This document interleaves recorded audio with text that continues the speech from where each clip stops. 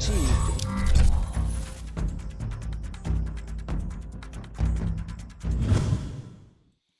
What up? What up?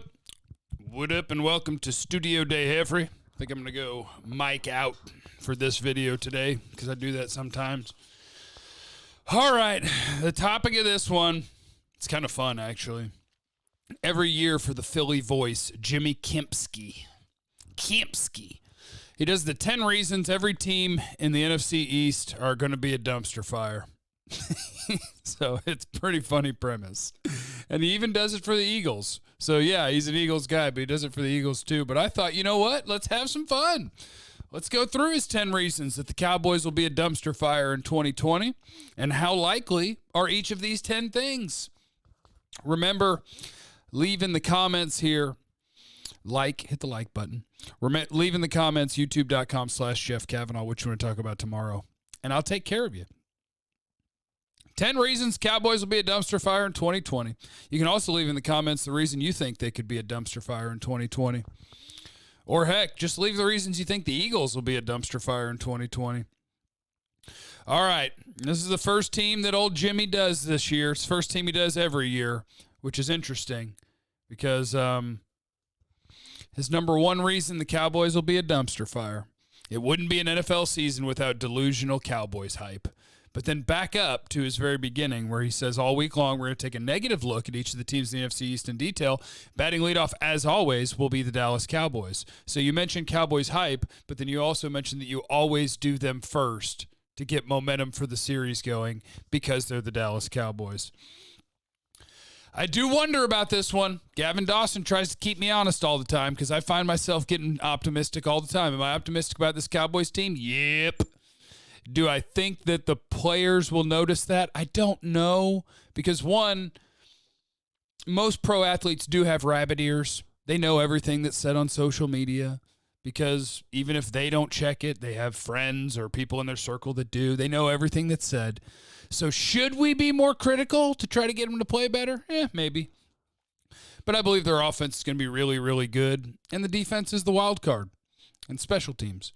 But he does mention that, yes, the Cowboys get hyped up every year. All the national outlets are picking them to win the East and calling them a top 10 team. And, yep, I'm part of it. So come at me, Jimmy, because I'm buying the Cowboys hype. I think the advanced metrics like the Cowboys and even like what they did last year. If you'd have played some better defense, if you'd been able to turn over the ball a little bit, if your special teams weren't atrocious, if you had a kicker, if your linebacker coach wasn't terrible, if you were better up the middle, if your special teams coach wasn't atrocious. Did I already say that one? Number 2, 10 reasons Cowboys are going to be a dumpster fire in 2020. Old man Zeke's odometer continues to rack up mileage. Now, this one has a point. Zeke is 24 years old. He's only been in the league for 4 years. Yet there are only 5 running backs in the entire league with more career touches than him. Frank Gore, Adrian Peterson, Le'Veon Bell, Mark Ingram, and Todd Gurley. No one else in the entire league has more touches than Ezekiel Elliott, and he's only been in the league for 4 years. So, yeah, that odometer is ticking up. It is. He's had a lot of touches. He's taken a lot of hits. That is true of Zeke. Gavin Dawson is on Zeke watch, saying that he's fallen off.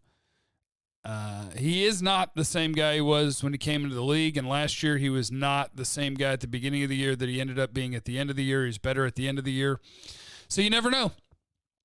But Ezekiel Elliott, the odometer, reason that there'll be a train wreck. He does have numbers to back this up, of course. Zeke, only 4 rushes of 20 or more yards, a long of 33 last year, despite getting 300 carries. 23 dudes in the league had at least 5 rushes of 20-plus more yards, including Jameis Winston, Deebo Samuel, and Zeke's backup, Tony Pollard. So, that one's possible. Number 3. Reasons that the Cowboys will be a dumpster fire. New head coach, new defensive coordinator, no offseason yet. Here's the alarming part now. The alarming part from Kempski's article.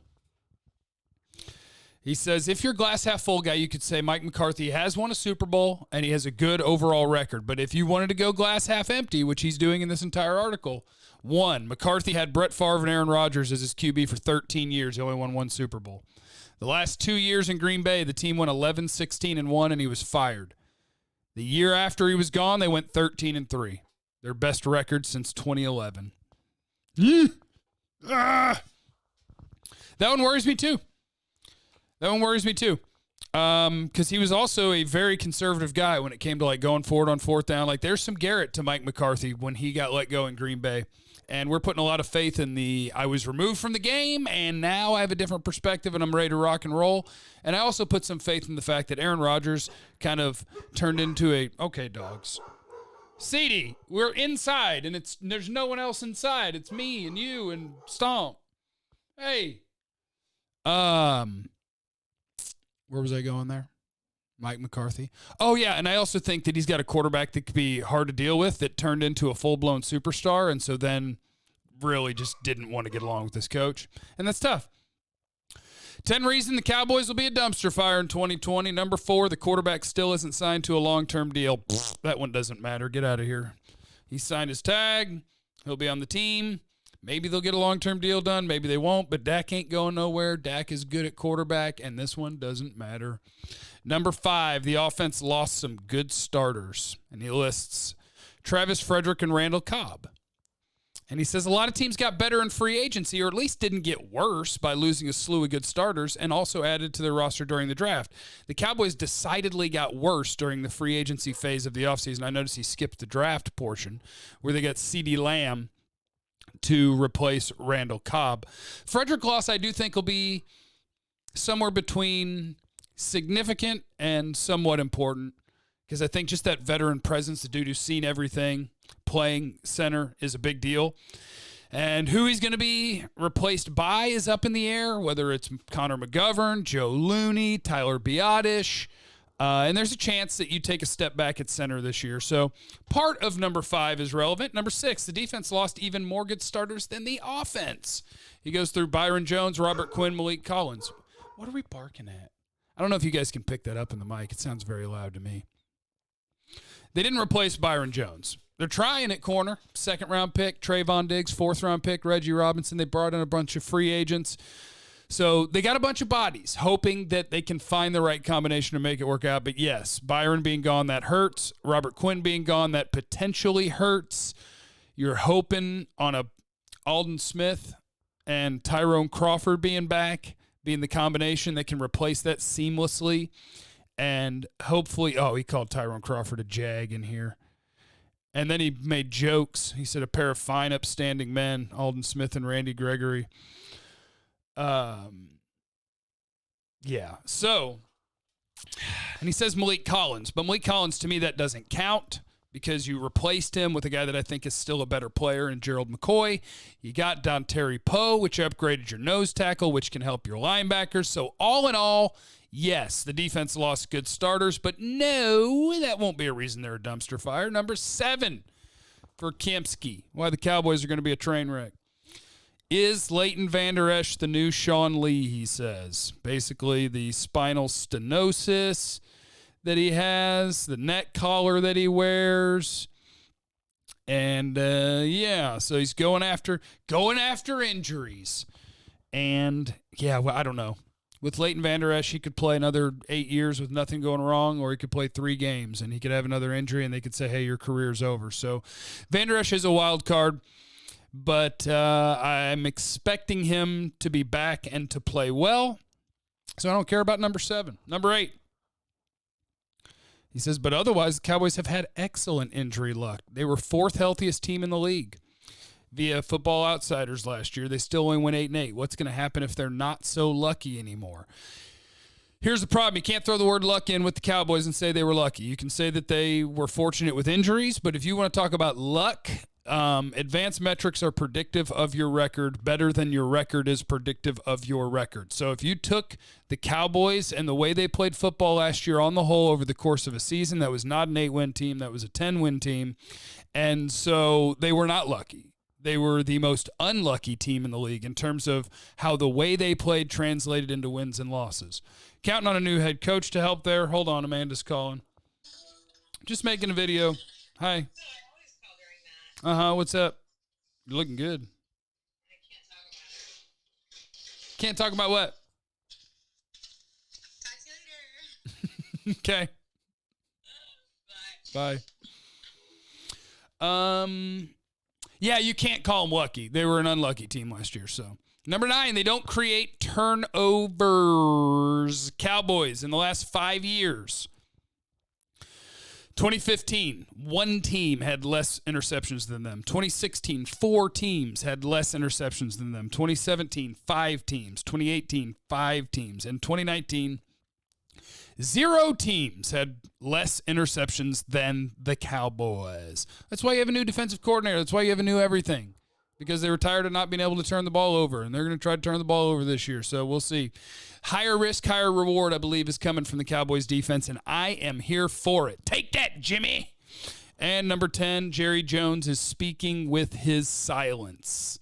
He says a lot of owners, coaches, players, media, and fans have become more enlightened as a result of protests, past and present, which, of course, have nothing to do with disrespecting the flag. A number of teams, more specifically their owners, have released progressive statements about the Black Lives Matter movement, as they all should. One owner has been silent as Jones, and the players have noticed. So, yeah, Gerald McCoy has mentioned multiple times that Jerry Jones should speak up. And he's got a big, powerful voice that he uses a lot, and that it certainly could come in handy in our current climate in the world. And I agree with him, although Tank Lawrence, I believe, was that yesterday or the day before, was kind of like, this isn't about Jerry Jones. We don't need Jerry Jones to do this. This is about us. So I get it, and I do wish that Jerry Jones would issue some sort of statement, or at least he can do this privately.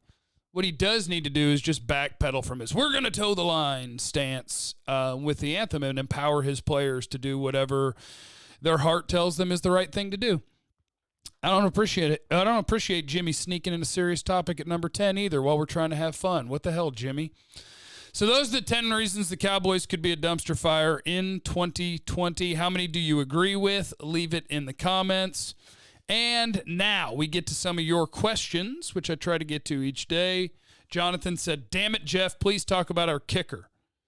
Who's starting in their contract?"